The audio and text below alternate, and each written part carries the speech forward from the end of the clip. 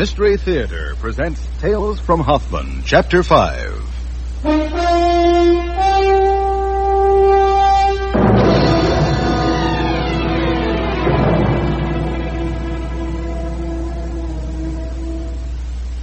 Tonight, The Mines of Falun. E.T.A. Hoffman's story in radio version by Gavin Douglas and presented from CBC Halifax on Mystery Theatre. The Mines...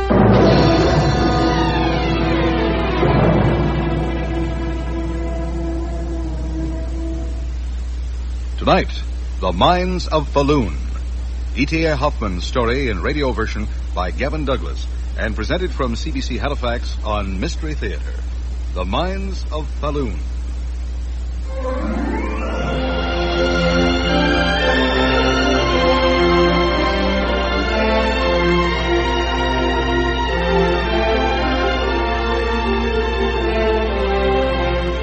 Flags waved in the azure blue air above the harbor.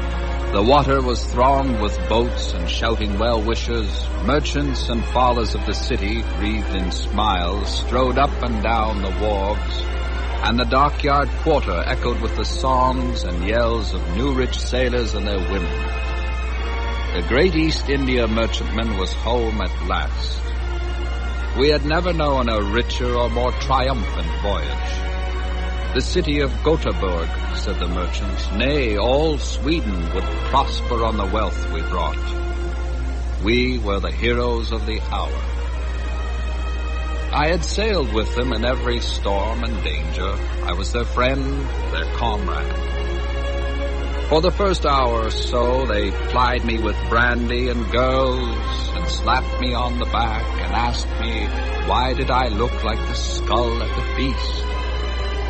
But soon, thank God, they left me alone in a dark corner of the tavern to turn my eyes inward and look at nothing. I thought I was silent, but I must have spoken, for a rough old voice behind me suddenly cut across my thoughts. You must have experienced great misfortune, my boy. What? I beg your pardon? Someone so young to ask for death. Death at the very gate of life.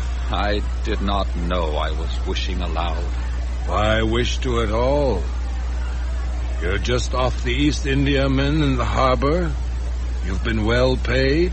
You're safe home. I took passage to support my mother, who was alone in the world except for me. I came back only to her. Well? Her door was answered by a woman I'd never seen before. She told me rudely that my mother had been 3 months dead and buried. The pauper's legacy she left, the woman said, was being kept for me in the town hall. And she slammed the door in my face. And so all the weary months and years at sea were for nothing and worse than nothing. She died friendless and alone, with a dog to follow her coffin. And to forget? To sail again with the next merchantman? I will never touch the sea again for so long as I live. Then hearken to me, Alice. What? Oh, you need not start. I heard them call you that. Hearken to me. That you were brave and independent, I know already. And everything that you do and say is proof that you are open-hearted as a child. The sea will never feed your spirit, Alice.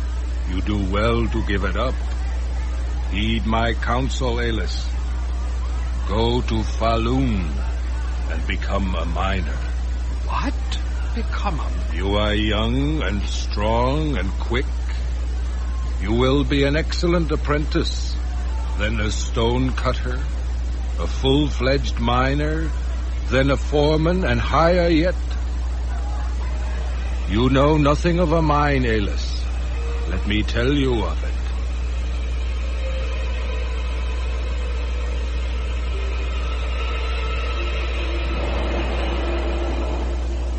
The greatest of mine works are those of Falun. I have known their illimitable richness of precious stones since my earliest youth. I have wandered their shafts Like the paths of a sorcerer's garden, the rocks come alive, the fossils stir themselves. Almandin and wondrous Pyrus Malith sparkle in the shine of the miners' lamps. Crystals glitter and glisten one among the other. You have seen them, all of them in your dreams since boyhood. Is that not so? Yes, I have. Very well, then. Consult with yourself, and do as your own mind bids you. Fare you well, Alis. I leapt up to call him back, but he had vanished more quickly than I could have believed possible. Around me, the tavern was suddenly still as a grave, its guests departed or asleep on benches. I walked slowly back to my small room, more moved by the old miner's words than I had dared to let him see. And that night, a dream ship took me to the world of stone.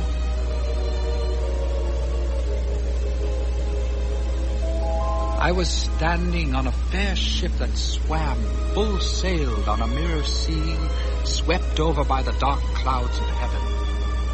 As I looked down through the waves, I saw that we floated not on water, but on a sparkling, transparent mass of stones that rolled beneath us like the ocean, with a thunderhead of black stone above. The ship drove forward under unknown power. The mineral sea began to stir suddenly around it, and from the bottom, wondrous flowers and plants sprang up, gliding and creeping and twisting together, made all of wondrous metal.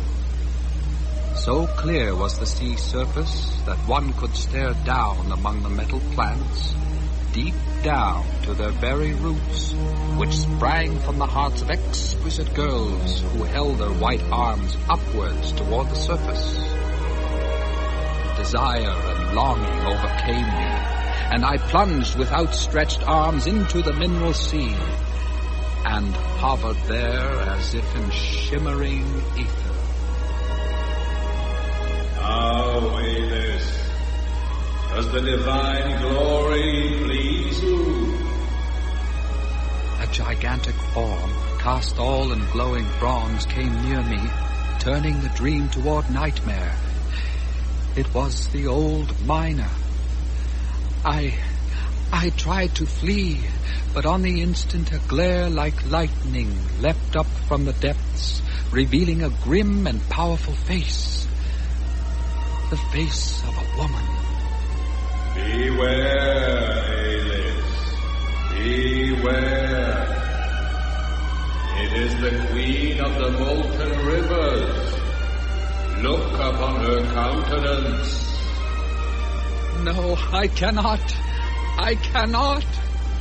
Beware, Alis.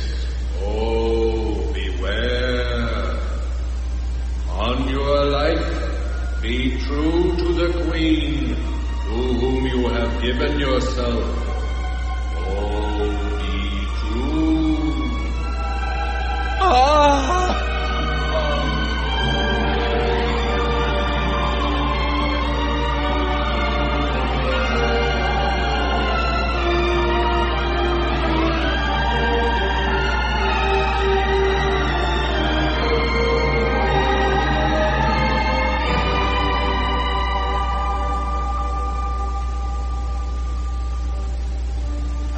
Drenched in cold sweat, but strangely excited. I resisted for 3 days and nights, and then I took the road to Falun.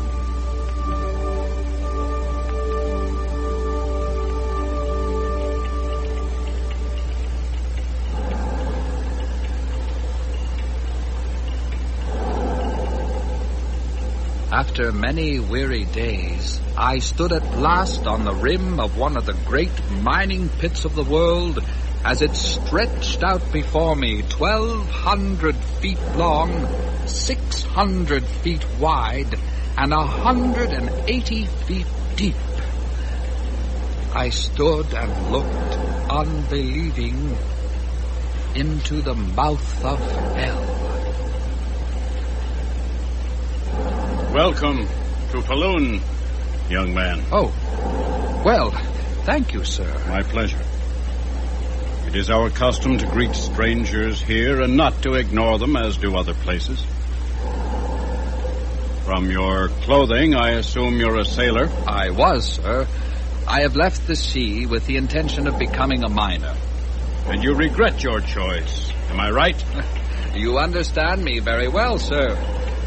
It seems a life for an earthworm, not a man. If you were a little older, lad, I would think you a fool.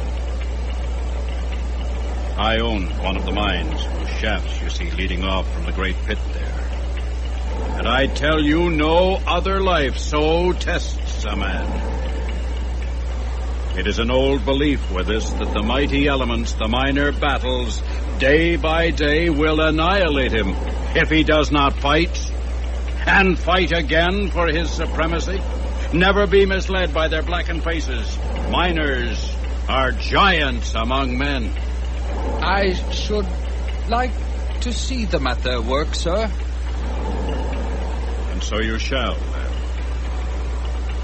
My name is Dalgio. My mine is third from the left of the great rock fall there, and my chief foreman will take you down tomorrow without fail. What is your name? Alis, Herr Dalcio. Alis Probum. Very well, Alis. You're a likely young man. You look strong as an ox for a start. And if you're a sailor, you must be quick and dexterous, eh? Oh, yes. There are vacancies on my crew. And I'm an exacting master. But if you take to the work as I think you will not find me ungenerous. I'll have old Hanson take you down tomorrow. Father? Father? Oh. Oh, here you are. Ula, my dear, let me introduce you to our newest apprentice, as I hope he'll be, Alis Fromm. Alis, my daughter Ufa. You are a newcomer then, Alis. I hope they've made you welcome here. It is a forbidding country to be alone in. I have not felt alone, Fräulein Ula, since I first came here and your father spoke to me, and I feel less alone now. That is, I think my daughter knows what you mean, Alis. We don't stand on ceremony here. You're free to think her beautiful at any time you wish. But you're not free to court her until you've proved yourself, my lad. With fire and earth, I mean. With fire and earth.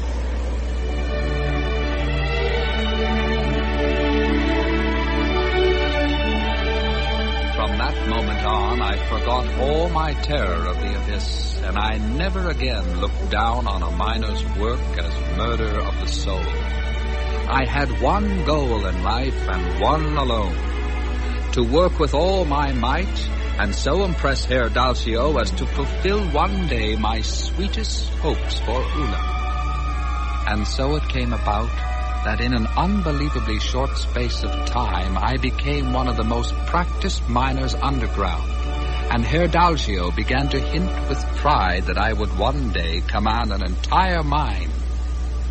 And Ula and I, we spoke endlessly without words.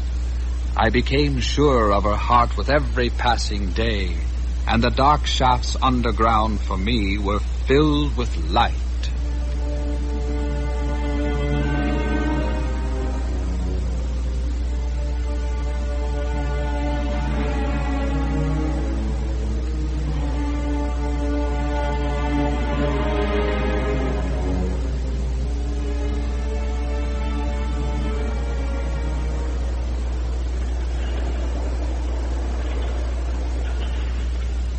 I had begun to work in the deepest and most difficult shafts, 14, 16, 18 hours a day. I thought of the mine as empty and came to resent the intrusion of daily shifts. Late one night, when I knew myself to be the sole living thing in all the honeycomb of shafts, I was working shrouded in thick sulfur smoke. The pit lamp glimmered faintly through the foul air. One could scarcely tell the stone corridors one from another. Suddenly I heard a sound, at first faint and far away, like something knocking from the depths of a deep chest.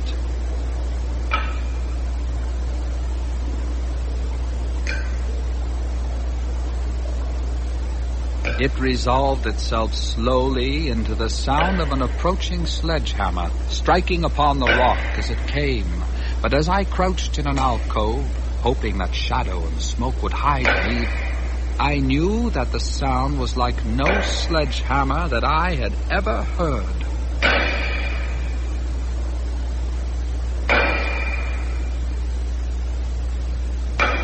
On he came and on until suddenly the pall of sulphur smoke was swept away, and he stood there in the clear, dark air. Greetings, Alis, down here in the rock world. How does the life agree with you, old friend? What? Quite silent? Can this rouse you then?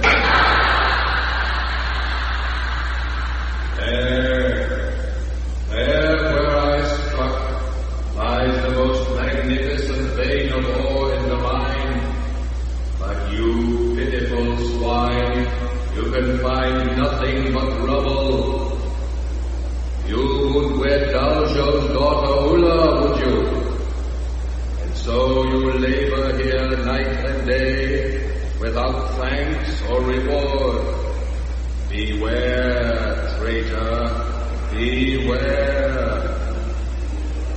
You are pledged to the queen who rules below here, the queen of the molten rivers, whom you mock in the daylight world. Beware she does not seize you, cast you broken on the rocks. Never will Ula be your wife, I tell you.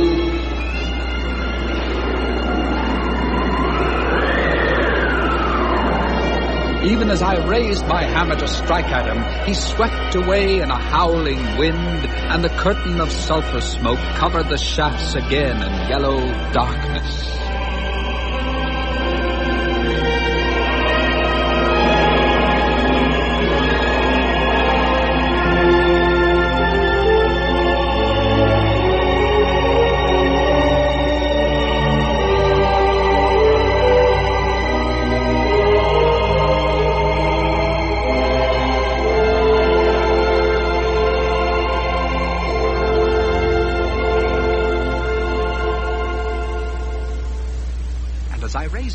He vanished in a great gust of wind.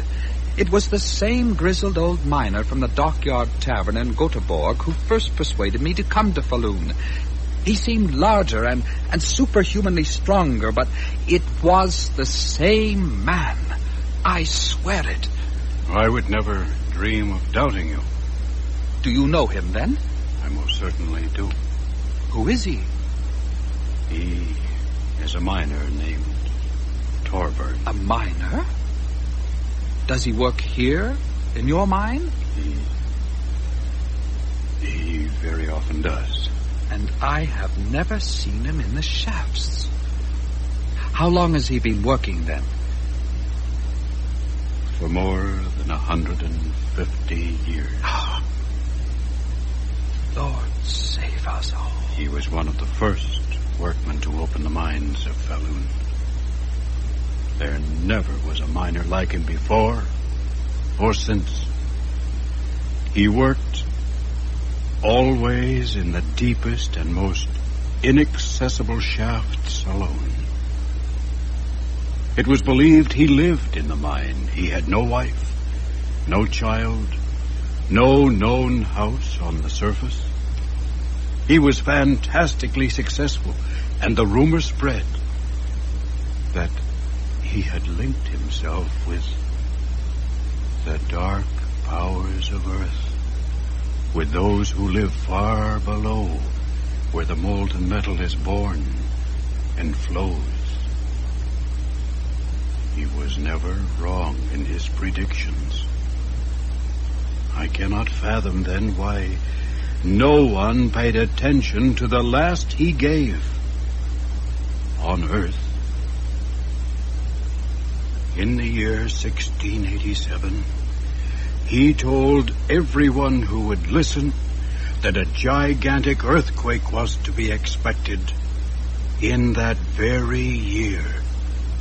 On St. John's Day, it occurred.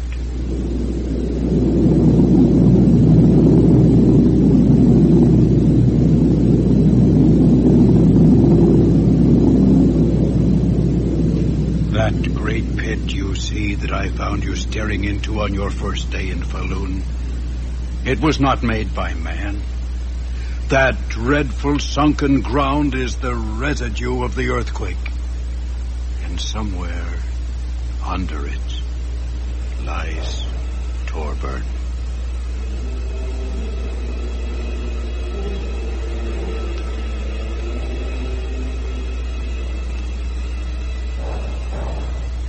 They saw him after that as you did tonight, pointing out good veins of ore, sometimes recruiting for us in other cities when we were a man or two short on crew. I do not like it that he is hostile to you. I do not like it. There was one thing he told me that I omitted. He said that I should never marry Ula. That is one place, sir, where I should like to give him the lie. I would like to request the favor of your daughter's hand in marriage. With all my heart, so long as it is done quickly.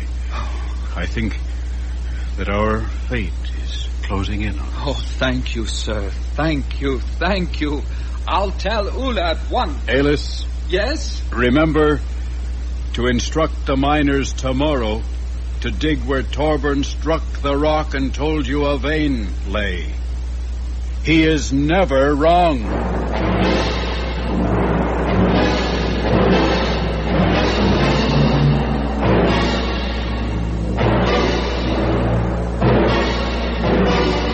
What's this? Why didn't you tell me before? I hoped against hope he would return before you learned of it.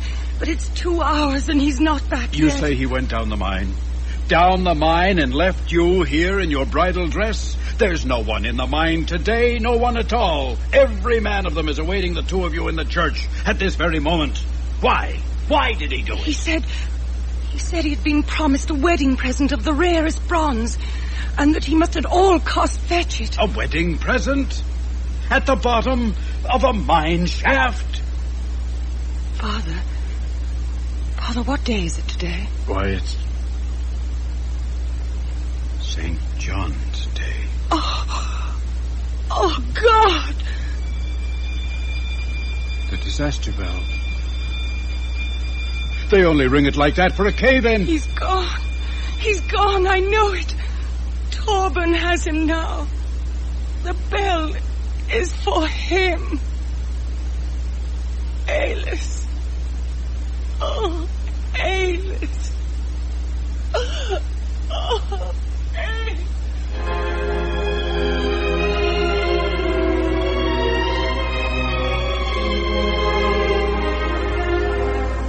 Nothing has been seen of either of them from that day forward. It is assumed that Alice is buried somewhere in the mine. May God keep my daughter if living. If dead, why then the better. I go to join her. I hope it please heaven quickly.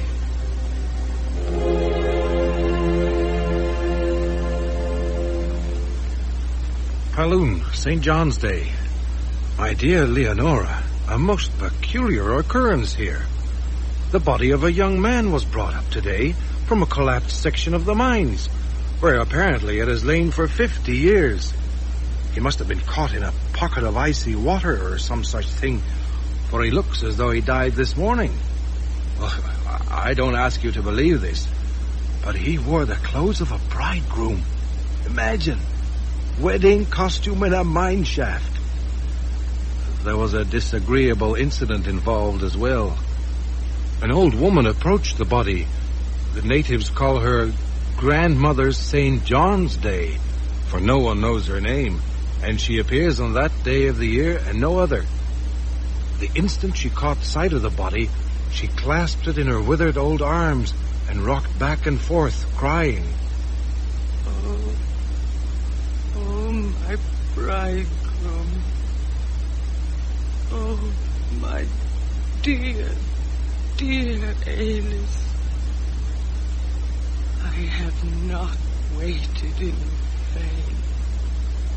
And she sank down to the ground, died. I must say, I'm acquiring something like fear of this place. I shall never visit this smoking, clanking hell again, believe me. What I mean to say is, the man's corpse, when the woman closed her eyes, it turned to dust on the spot. I'm leaving Falun tonight, by express.